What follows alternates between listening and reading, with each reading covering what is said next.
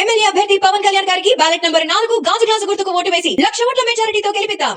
Right అన్న, ఎక్కడి నుంచి వచ్చారు మీరు? పిఠాపురం కానిస్టెన్సీ విరవాడ గ్రామం. విరవాడ అంటే నేను అడగట్లేదేమో, విరవాడ అంతా జనసేన అంటారు, అది నిజానా కాదా? ఓ 70% జనసేన ఉంటుంది. జనసేన, టీడీపీ, బీజేపీ కూడా అభిమానులు ఉన్నారు. 70% వరకు ఉంటుంది. మరీ అయితే చాలా మంది మారాం. మేము కూడా ముందు ఎలక్షన్ లో జనసేన వైఎస్ఆర్సీపీకి చేసాం. పెండు దొరబాబు మాకు బాగా క్లోజ్.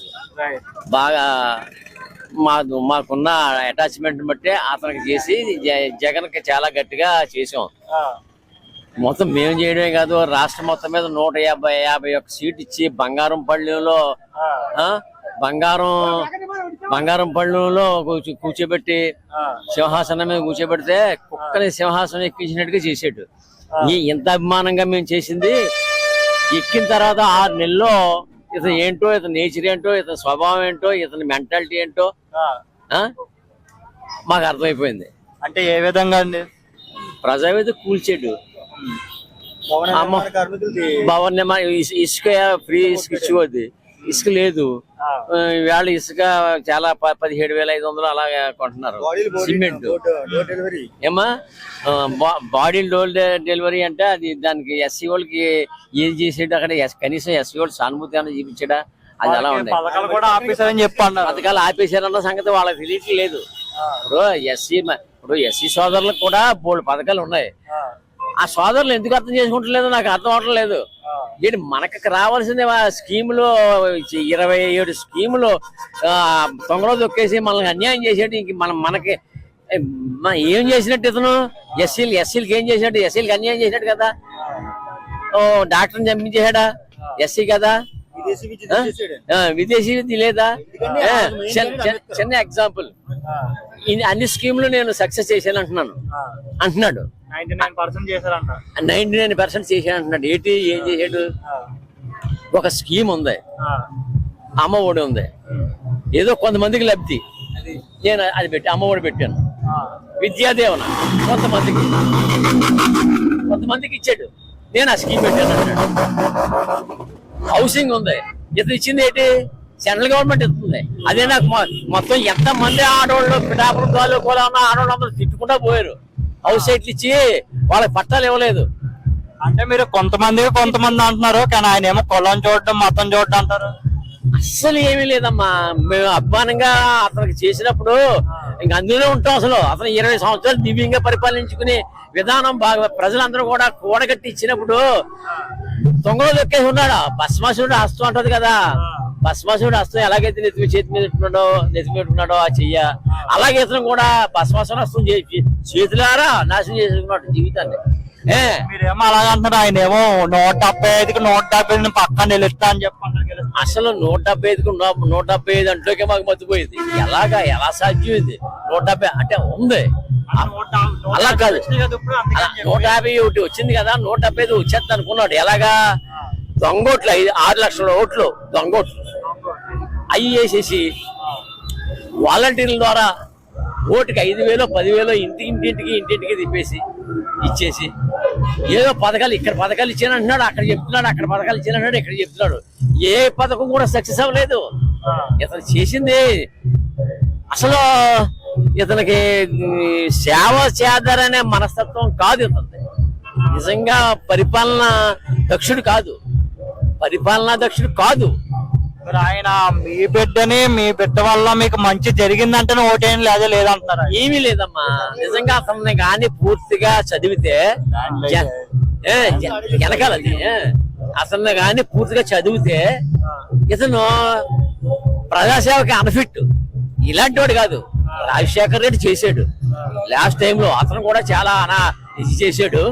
కానీ చనిపోయే టైంకి రాజశేఖర్ రెడ్డి చేసిన స్కీములు ప్రతి ఫ్యామిలీ టచ్ చేసాయి. అతన్ని చేసినట్టుగా ఉంటుందేమో అని భ్రమలో పడి ఈ జగన్ ని చేశారు. అతను తండ్రి తగ్గ తనడే అంటారు కదా. అస్సలు రాజశేఖర్ రెడ్డికి ఇతనికి పొందం లేదు. ఇతనికి రక్త సంబంధం లేదు. సేవ చేద్దారన్న దృక్పథం ఉన్నవాడు కాదు. సైకో, గోండా, రక్తపాతం, ఒకడికి అన్నం పెడతారనే సదుద్దేశం ఉన్నవాడు కాదు. అన్నం పెట్టినోడు స్కీమ్ లేనోడు తీసేయడం. ఇప్పుడు 5 రూపాయలకి ఎవరు పెడతారమ్మా భోజనం?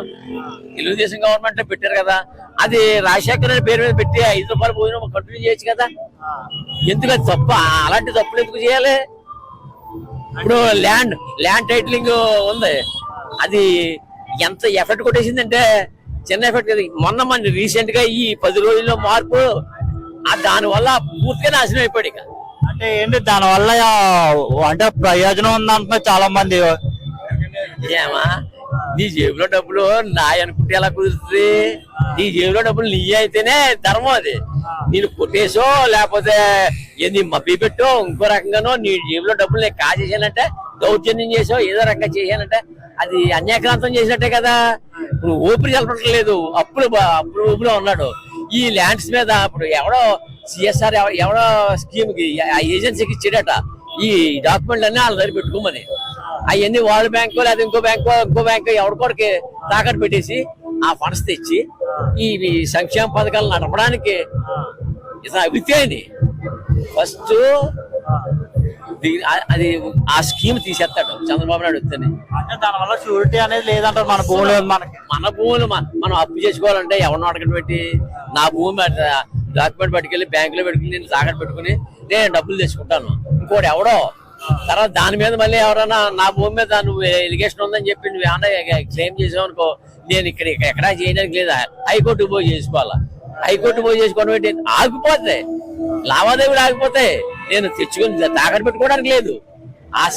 అది చాలా ఎఫెక్ట్ చేసింది. మరి ఏదైనా సరే ఇక్కడ మీరైతే ప్రభుత్వం మారాలంటారు. ప్రభుత్వం మారకపోతే రాక్షస పరిపాలన, ఇది రాక్షస పరిపాలన.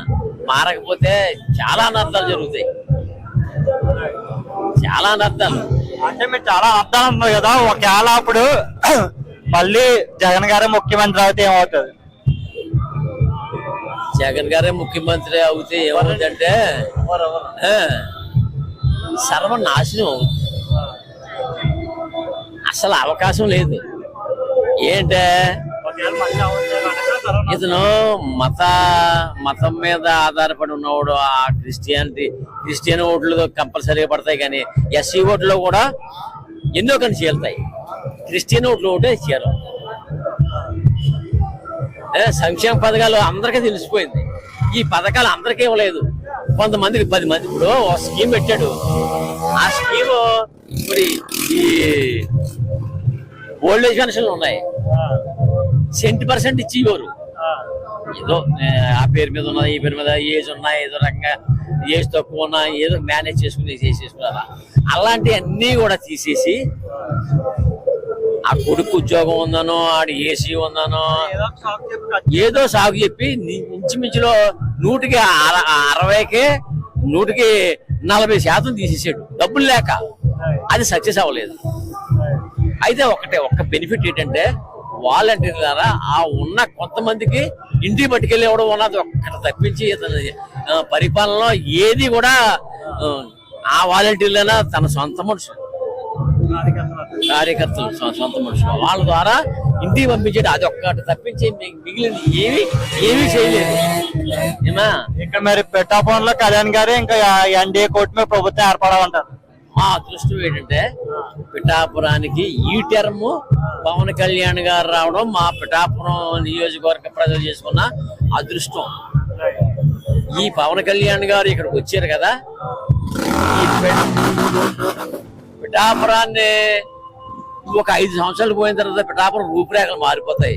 ఎలాగ మారిపోతాయంటే, ఒక మోడీ గారు వారణాసిని తీసుకుని అక్కడ లోక్సభలో పెట్టి ఆయన ఎలాగైతే ప్రధానమంత్రి అక్కడ ఎలాగ చేసాడో వారణాసి రూపురేఖలు మారిపోయి.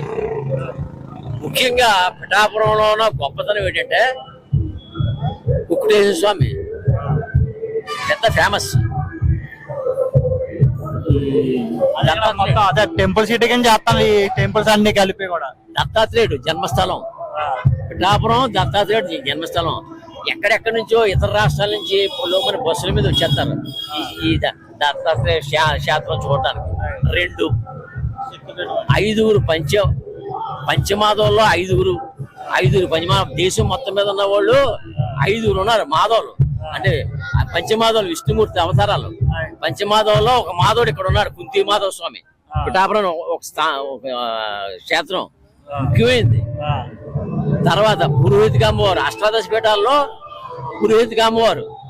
ఇలాంటి బలమైన క్షేత్రాలు. తాటిపర్తిలో అమ్మవారు చాలా ఫేమస్. అంటే ఒక కాశీలో విశ్వేశ్వరుడు ఒకటి తప్పించి పిఠాపురాన్ని అలా కాదు. పిఠాపురం 2వ కాశీ, దక్షిణ కాశీ. పురోహితికి అమ్మవారు, మరి పంచమాధవుల మాధవుడు, దత్తాత్రేయుడు.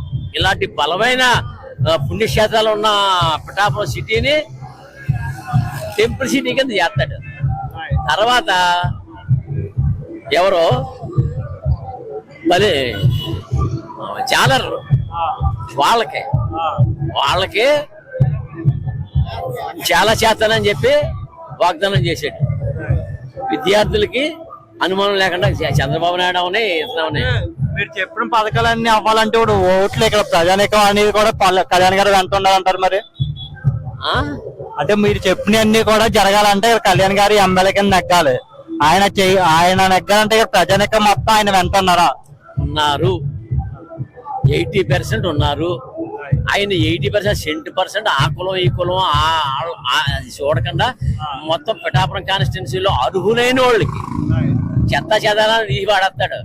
నేను అర్హుని కాదు, దేనికి వైట్ కార్డు అర్హుని కాదు. నేను ఎంత ఇన్ఫ్లుయెన్స్ చేసినా అది అవ్వదు. నిజంగా అర్హులైన వాళ్ళకే చేస్తాడు.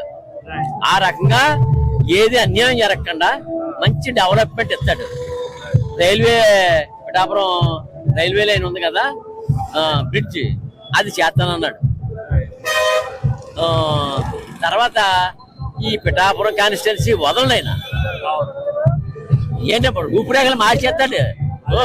నాకేదో చేసిన తర్వాత నా కాన్స్టిట్యున్సీకి ఇంత బాగా చేసిన తర్వాత, ఇంత డెవలప్ చేసిన తర్వాత రేపు పొద్దున నేను ఈయన పట్టుకుని ఉంటాను కానీ ఇంకోళ్ళు ఎవరైనా పట్టుకునే పని లేదు కదా. ఈయన చిరస్థాయిగా పిఠాపురం కాన్స్టిట్యున్సీలో ఎమ్మెల్యేగా ఉండిపోతాడు. ఈయనకి చంద్రబాబు నాయుడు సహకారం ఉంటది. చంద్రబాబు నాయుడు సహకారం కంటే పైన మోడీ సహకారంతో ఏమైనా చేయగలడు. ఈవేళ డబ్బులు ఉన్నాయి, డబ్బులు లేవు గవర్నమెంట్ దగ్గర అనుకున్నా లేకపోయినా మోడీ సహకారంతో పిఠాపురాన్ని తిరగడా చేస్తాడు.